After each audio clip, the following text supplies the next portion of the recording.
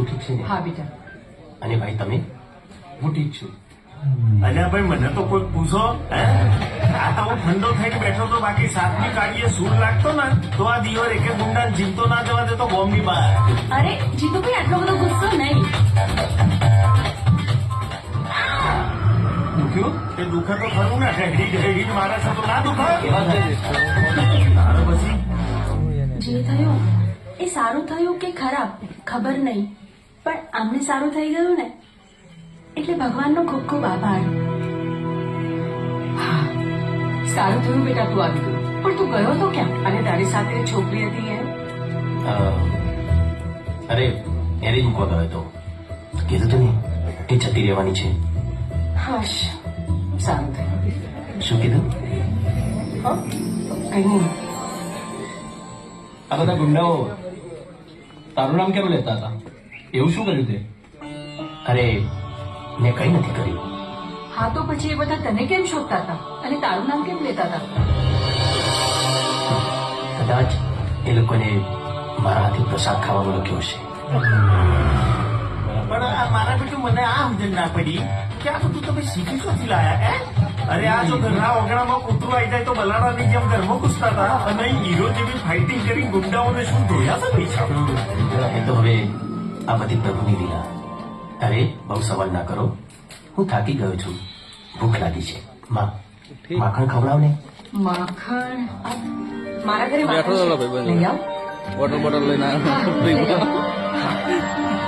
એટલે કે મારા માટે આમ નહીં લગાવવા નાસા પર. પછી કાંઈ? ચાલ ચાલ. અને ભૂખ લાગી છે ને? જલ્દી કઈ બનાવી લે. હા સમોસા ખાવ ઉભો સમોસા ને ખાવ ચાના પડે.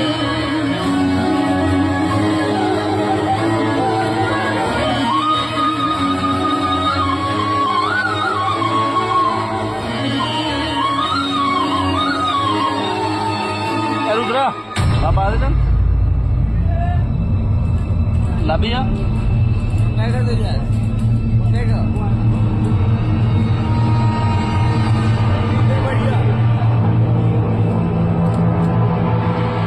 પેલા પાણી આવ્યું થોડું. એ જ હતું. હા ભાઈ એ જ હતું. પણ એવી રીતે શક્ય બને એને તો આપણે આપણા હાથોથી જ ઉપરથી બધાને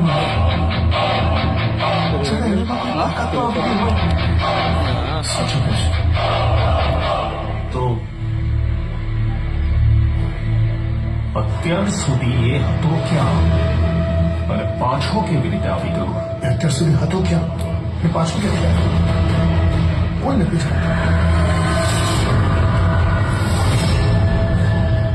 એ આપણા ધંધા વિશે બધું જ જાણે છે. બરાબર, હવે કંઈક તો કરવું જ પડશે.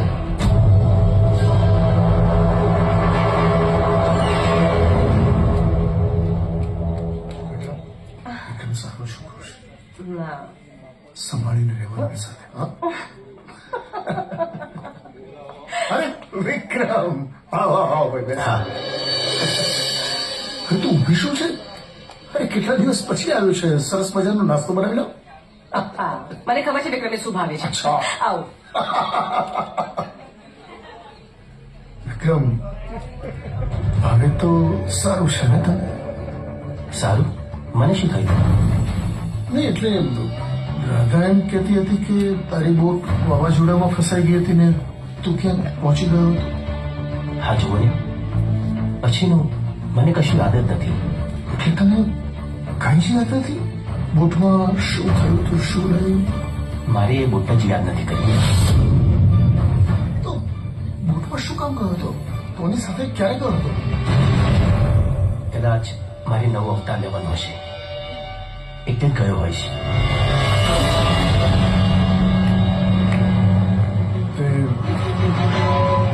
તે કોઈને કશી વાત કરી છે આ બાબતે? કઈ વાત? જેની તને ખબર પડી ગઈ છે. મારે કોઈને કશું કહેવાની જરૂર નથી. સમય આવશે બધાને ખબર પડી જશે. શું ખબર પડી જશે? વિક્રમ દાદા બેટા મારે એક કામ છે હું પતાવીને આવું છું બસ કે શાંતિથી વાત કરે હા આવું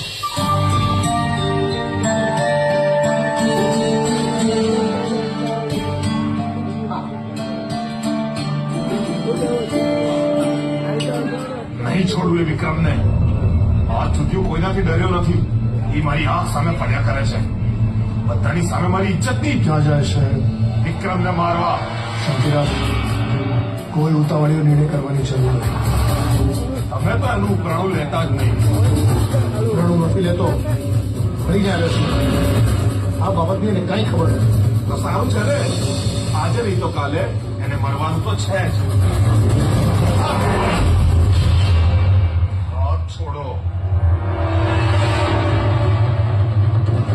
તમને અચાનક એની એટલી ચિંતા કેમ થવા લાગી એમ ના વિચારતા તમારો જમાઈ છે એટલે બચી જશે અલ્તાફ મોડું સંભાળીને બોલજે શાંતિ રાખો બંને ભાઈ અમને સમજાવો ને